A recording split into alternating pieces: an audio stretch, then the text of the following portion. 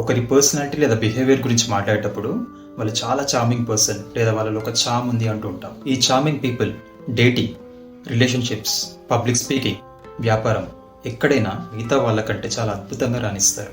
చామ్ అంటే ఆకర్షణ.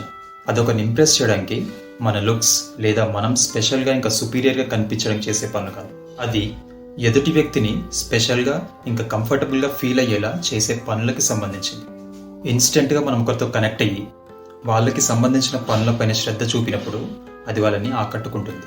ఒక వ్యక్తికి సంబంధించిన స్మాల్ ఇంకా ఇంపార్టెంట్ డీటెయిల్స్ని గుర్తుంచుకోవడం, వాళ్ళ ఆలోచనలని ఇంకా వాళ్ళ లైఫ్లో ఎవరో గుర్తించని విషయాలను ప్రస్తావించి అప్రిషియేట్ చేయడం, ఒకరు టెన్షన్లో ఉన్నప్పుడు దాన్ని తగ్గించడం, లేదా ఒకరు ఒక ముఖ్యమైన విషయం మనకు చెప్తున్నప్పుడు దాన్ని చాలా ఓపికగా ఆసక్తిగా విని అర్థం చేసుకోవడం, ఇవన్నీ కూడా చార్మింగ్ పర్సన్ యొక్క లక్షణాలు.